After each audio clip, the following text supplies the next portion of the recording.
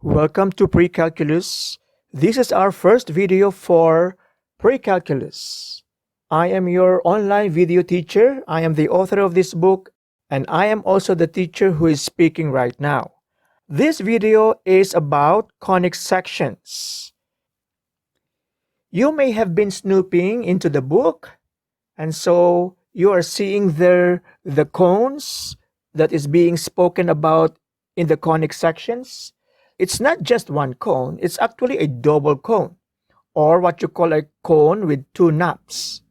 So how is that double cone produced? So for example, we have two intersecting lines that are standing on a plane. So imagine this to be your table, imagine this to be a pair of chopsticks, and there is a vertical axis here. Okay, imagine a vertical axis here. We will rotate our chopsticks around that axis, and that rotation will trace a surface.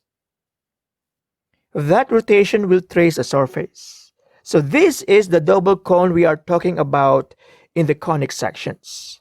And if you were to look at it, it's really not a solid object. It's a surface, but it's hollow right there inside. By now, you may have seen the conic sections or the curves that are the subject of this chapter. So how did those curves come about? This is how they came about. So imagine I have a piece of paper or a plane. Okay, so this one is a plane.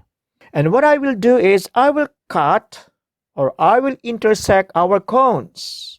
So if my plane is a bit slanting and I cut the lower knob, the intersection between the plane and the cone is going to be a curve.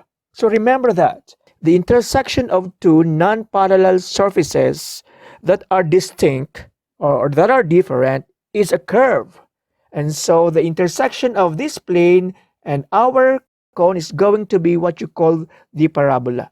Now, if you were to intersect the cone in such a way that it will lap off a big portion of your cone, the intersection is going to be an ellipse. If you were to orient your plane, your cutting plane, in such a way that it is parallel with the bottom plane, the intersection between our cutting plane and the cone is going to be a circle. If our cutting plane is oriented perfectly perpendicular to the bottom plane, the intersection will produce a hyperbola. So those are the four conic sections. You have the parabola, the ellipse, the circle, and the hyperbola. Those conic sections are the intersection between the cones and the cutting plane. But we have such things as degenerate cases. What is the meaning of degenerate? You do not want someone calling you degenerate. If Senator Miriam Defensor Santiago is still alive today, if she were still alive today, she would be the sort of person who would love to use degenerate. So a degenerate person is someone who is morally bankrupt. To be degenerate is the opposite of being virtuous. When the quality of something is high and it becomes diminished, then the quality of that thing is said to have degenerated. So let's say, for example, your school used to have a high standard, and with the passing of so many years, its quality of education has been diminished. So you can say that the quality of education has degenerated. So we have three degenerate cases for the conic section. One would be a line, and you can look at it as a degenerate parabola. So how did the line come about? So let's say, for example, I have a cutting plane and I intersected the cone in such a way that the plane meets the surface perfectly flat. They are touching each other perfectly and cutting or intersecting that point of intersection. The intersection between the plane and the cone would be a line. What about a point? So you can look at a point as a degenerate circle. So imagine, for example, that you intersected the cone right there at the point of intersection, at the meeting point between the two knobs. So the intersection would be a point. It can be two intersecting lines. Okay, so let's say, for example, your cutting plane is perfectly perpendicular to your plane at the bottom, but it also intersected that point of intersection, the point of intersection between the two cones. So the intersection between the cutting plane and your cone is going to be two perpendicular lines. Why are we calling line a degenerate parabola? Well, this is how it goes. So there is a certain narrowness or wideness to a parabola.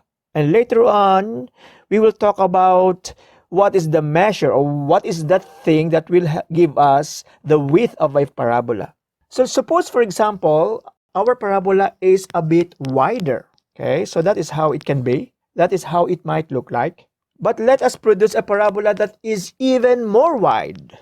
So now imagine a parabola that is so wide, it's almost flat. In fact, it's so wide, it is flat. And what you will produce there is actually a line. So a line is a kind of a degenerate parabola. What about a point? Let's begin with an ordinary circle, with a regular circle. This one has a center. This one has a certain radius. It is 3. So let us shorten that radius. Let us shorten again that radius. So imagine a circle whose radius is so short, it's almost 0, or it becomes 0. And what you have there becomes a point. A point is a degenerate circle. How about a degenerate hyperbola? So imagine this to be your regular hyperbola. Okay, so this is the vertex of one part of your hyperbola, the part that faces to the left, and this one is another vertex. Let us pull those vertices closer together. Let us pull them together so that they become one vertex. And what you produce there is no longer a hyperbola. It is a pair of two intersecting lines. So these are the conic sections that we shall talk about. These are what you call the regular conic sections, or simply the conic sections: parabola, ellipse, circle, and hyperbola. And these three, the point, line, and the intersecting lines, these are your degenerate cases.